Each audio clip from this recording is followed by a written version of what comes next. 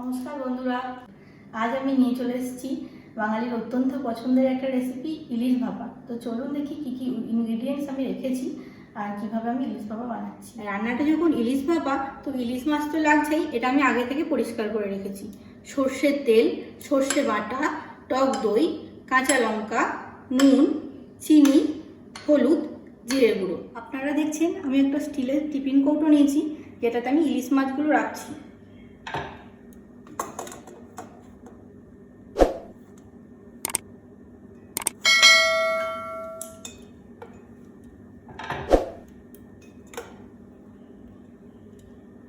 এবার নুন দিচ্ছি, অবশ্যই সবার প্রয়োজন মতো দেবেন নুনটা। হলুদ গুঁড়ো দিলাম,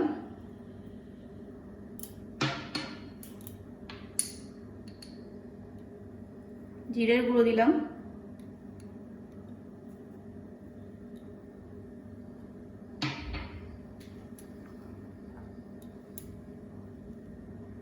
দিয়ে দিলাম সর্ষের তেল,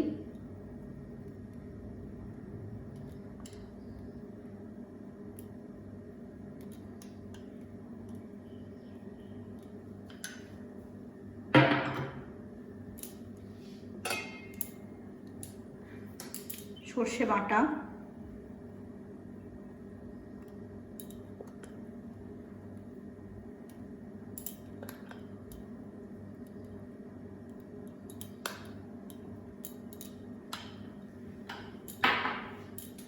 দেব টক দই। এবার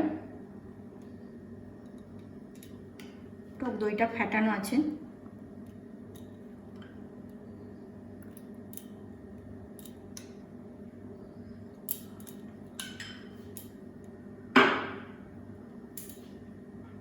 দিয়ে দেবো চিনি,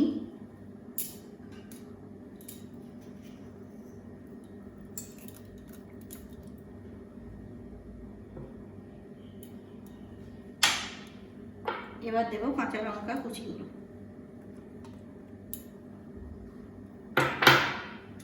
খুব ভালো করে এটা মিশিয়ে নেব আমরা।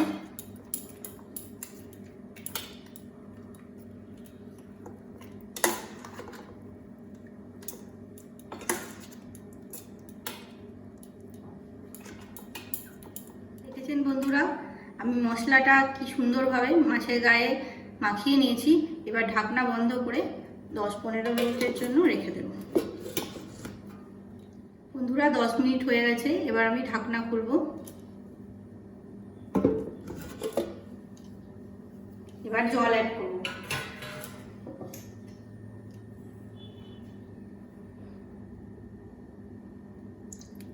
জলটা প্রয়োজন মতো দিতে হবে, যতটা ঝোল থাকবে মাছটায়।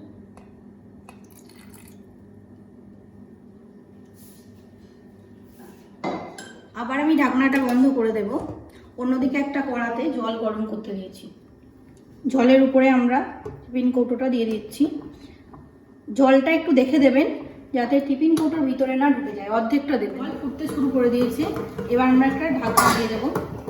এবার আমরা গ্যাসটা মিডিয়াম ফ্লেমে রান্না করব। 15 মিনিট হয়ে গেছে, এবার আমরা গ্যাসের ফ্লেমটা বন্ধ করে দেবো।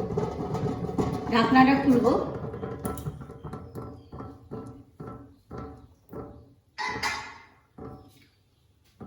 পাঁচ মিনিট এটা আমরা এভাবেই রেখে দেব, একটু ঠান্ডা হওয়ার জন্য। খুব সাবধানে কৌটোটা খুলবো।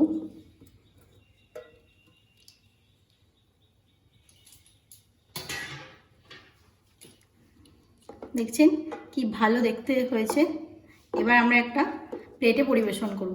বন্ধুরা আমি ইলিশ ভাপা প্লেটে সাজিয়ে নিয়েছি, আর এটা আমার খাবারের জন্য পুরোপুরিভাবে রেডি। পেলেন আমি কত কম সময়ে ইলিশ ভাপা বানালাম। আমার রেসিপি যদি আপনাদের ভালো লাগে, প্লিজ লাইক, কমেন্ট, শেয়ার করবেন অ্যান্ড সাবস্ক্রাইব করবেন। পাশে থাকুন, ভালো থাকুন, নমস্কার।